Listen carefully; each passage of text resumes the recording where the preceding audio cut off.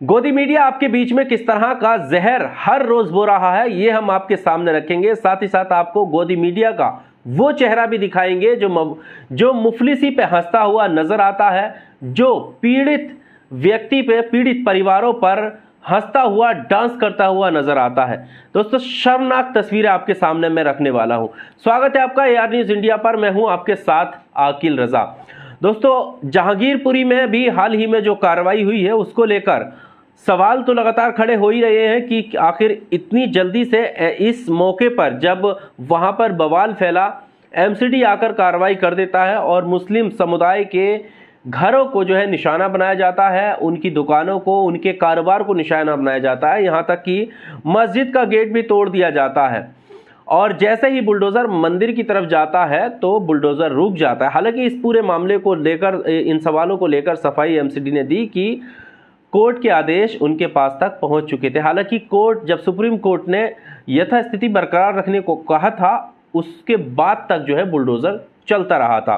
तमाम सवाल इस पूरे मामले को लेकर उठे हैं, लेकिन इस वीडियो में हम बात करेंगे कि गोदी मीडिया का शर्मनाक चेहरा कैसे सामने खिलखिला रहा है। दोस्तों, बुलडोज़र की कार्रवाई को लेकर कहीं पर भी इस पूरे गोदी मीडिया ने यह सवाल खड़ा नहीं किया कि आखिर लोकतंत्र में बुलडोज़र का क्या काम है, बल्कि वो ये कहते हुए नजर आ रहे हैं कि देश मांगे बुलडोज़र, बुलडोज़र से कार्रवाई, बुलडोज़र तंत्र। आपके सामने मैं रखूंगा कुछ सारी चीज़ें कि कैसे। और इसके अलावा एक शर्मनाक चीज़ की, जब एक छोटा बच्चा वहाँ पर जो है अपने परिवार की दुकान को तोड़े जाने के बाद अपना सामान इकट्ठा करा था। आपने तस्वीर देखी होगी, काफ़ी ज़्यादा वायरल तस्वीरें हुई हैं।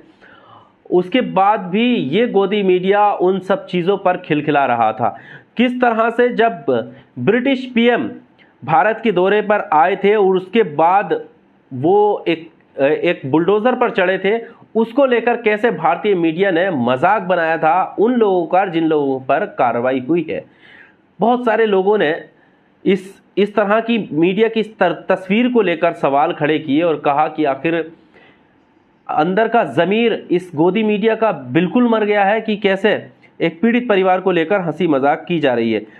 दोस्तों, सबसे पहले इन पत्रकार का ये स्क्रीनशॉट आप देखिए। सुशांत सिन्हा है, ये लिख रहे हैं कि ब्रिटेन के PM भारत आए, गुजरात गए तो बुलडोज़र पर बैठ गए, देखिएगा कहीं जहांगीरपुरी की तरफ ना निकल ले बुलडोज़र लेकर, और हंस रहे हैं। ये उस कार्रवाई को लेकर ये हंस रहे हैं। संदीप सिंह ने इनका जवाब भी दिया है कि हंसी मजाक चल रहा है, शर्म आनी चाहिए, गरीबों के घर तोड़ दिए गए। सुशांत जी, थोड़ा लिहाज रखिए। लेकिन लिहाज इनके पास होता तो ये रखते। रूबिका लियाकत, सबके आपके सामने मैं ट्वीट रखता हूं कि किस तरह से ये उस पूरी कार्रवाई को लेकर मजाक कर रहे हैं। रूबिका लियाकत लिख रही हैं, JCB जॉनसन, बचना अतिक्रमणकारियों लो में आ गया। अमन चोपड़ा जो हर रोज शाम को जहर फैलाने का काम करते हैं, ये आपकी स्क्रीन पर इनका स्क्रीनशॉट रहा है। ये देखिए, कह रहे हैं कि बुलडोज़र वाली कार्रवाई देश दे रहा है बधाई, देश मांगे बुलडोज़र राज। लोकतंत्र नहीं चाहिए इन्हें, लोकतंत्र नहीं चाहिए, बुलडोज़र राज चाहिए। बुलडोज़र से होने वाली कार्रवाई चाहिए। जिस दिन आपके घर पर बुलडोज़र चलेगा ना, जब आपके घर को जमींदोज कर दिया जाएगा, तब आपको पता चलेगा कि घर की कीमत क्या होती है और लोकतंत्र को बचाना कितना ज़रूरी होता है। लोकतंत्र में बैठे चौथे स्तंभ के रहनुमा बनते हुए इस तरह की बात करते हुए शर्म आनी चाहिए कि कैसे ये कह सकते हैं कि देश मांगे बुलडोज़र राज। तो क्या सिर्फ उन सभी अदालतों को बंद कर देना चाहिए जो किसी भी तरह के मुकदमे के लिए वहाँ पर बैठी हैं? आरोपों को सही साबित और निराधार साबित करने के लिए, अपना फैसला सुनाने के लिए जो अदालतें बैठी हैं, जिन पर मुकदमे, जिनमें जाकर सुनवाइयाँ होती हैं, जिनमें जाकर आरोप तय होते हैं, उन कोर्ट का, उन फैसलों का फिर क्या फ़ायदा अगर बुलडोज़र राज ही चलाना है? बताइए। बुलडोज़र राज की कार्रवाई इस तरह के पत्रकार चाहते हैं और कहते हैं कि देश मांगे बुलडोज़र राज, और इनके प्रोग्राम का नाम है देश नहीं झुकने देंगे। अब सोचिए कि देश नहीं झुकने देंगे, जबकि देश के लोकतंत्र के लिए सबसे ज़्यादा खतरनाक इस तरह की सोच रखने वाले लोग हैं। नविका कुमार ने ट्वीट किया और लिखा कि dramatic increase in demand for bulldozers, are we increasing domestic capacity for manufacturing और will be have to depend on imports. अब बताइए, और हंस रही हैं। ये कह रही हैं कि जो डिमांड जो है वो बुलडोज़र की बढ़ी है, क्या हमने शुरू कर दिया है इसकी कैपेसिटी मैन्युफैक्चरिंग बढ़ाने के लिए, बनाने के लिए हमारे देश में जो है तेज़ी हो गई है या फिर हम बाहर से इंपोर्ट करेंगे, ये इनका अब आप समझ सकते हैं किस तरह एक हंसी मजाक बनाते हुए जो है देखा जा सकता है। देवांशु भट्टाचार्य हैं जो नविका कुमार को उन्होंने जवाब दिया है। नविका कुमार को उन्होंने लिखा है कि घर वापस जाने के बाद आपका बच्चा तो आपसे ज़रूर पूछता होगा, मम्मी जहर बेच के आज कितना पैसा कमा लिया। आपका बच्चा एक दिन बड़ा होगा, आप उस दिन बूढ़ी होंगी। भगवान ना करे ये पूरा जहर आपके पास सूद समेत वापस आ जाए। इसके अलावा दिनेश पुनिया लिख रहे हैं कि आत्मा जिंदा है क्या मैडम जी, क्या फिर राजनीति के चक्कर में मर गई, एक दिन तो सबको शमशान जाना है। आप सोचिए कि इनको इस शर्म नाम की चीज़ नहीं है। तलहा आमिर लिख रहे हैं कि इंसानियत तो बची ही है ना आप में, कम से कम एक महिला होने के नाते कुछ संवेदना ही होगी, पर वो भी समाप्त हो चुकी है।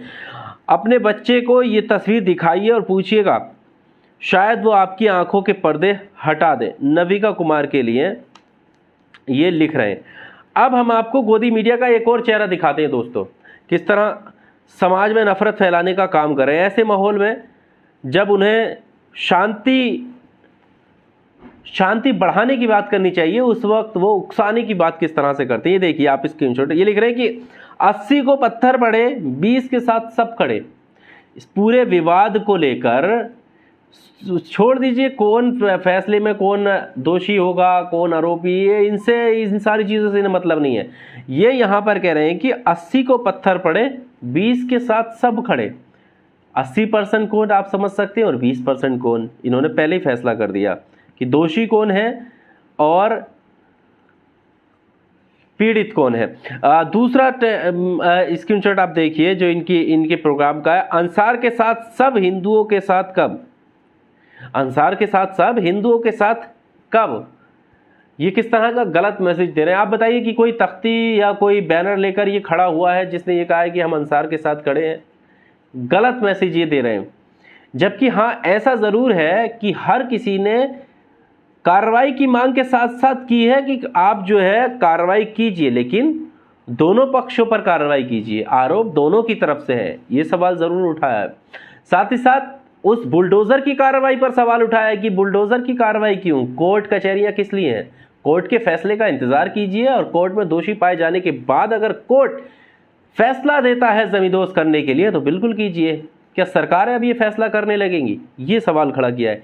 किसी ने भी ये हमदर्दी नहीं दिखाई है कि 80% को पत्थर जो पड़े हैं वो सही हैं, किसी ने भी। और अगर की हो तो आप बताइए किस तरह की नफरत ये समाज में फैला रहे हैं। बुलडोज़र रुका, पत्थर जिहाद रुकेगा।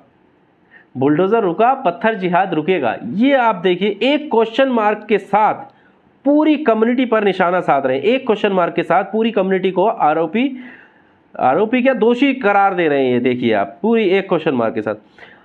और इन्होंने ट्वीट न्यूज़ 18 ने किया था कि 80 को पत्थर पड़े, 20 के साथ सब खड़े, अंसार के साथ सब हिंदुओं के साथ कब, देश नहीं झुकने देंगे। इनका ये प्रोग्राम है। देश के लिए सबसे ज़्यादा खतरनाक इस तरह की सोच रखने वाले लोग हैं जो 80 बनाम 20 कहते हैं। हमारा देश लोकतांत्रिक देश है, इसमें सभी भारतीय हैं और सब एक साथ हैं। इसके अलावा कोई भी हमदर्दी उन लोगों पर नहीं बरतनी चाहिए जो किसी भी तरह की गतिविधियों में पाए जाते हैं, जो देश विरोधी हो, जो दंगा भड़काने वाली हो, और सब उसके साथ खड़े हैं कि कार्रवाई होनी चाहिए, लेकिन लोकतांत्रिक तरीके से कार्रवाई होनी चाहिए, संविधान के दायरे में रहकर कार्रवाई होनी चाहिए। और कहीं पर भी देश नहीं मांगता है कि बुलडोज़र राज आए, जो ये कथित मीडिया कर्मी अपने चैनल पर बैठकर बुलडोज़र राज लाने की मांग करते हैं, और वो भी देशवासियों के नाम से।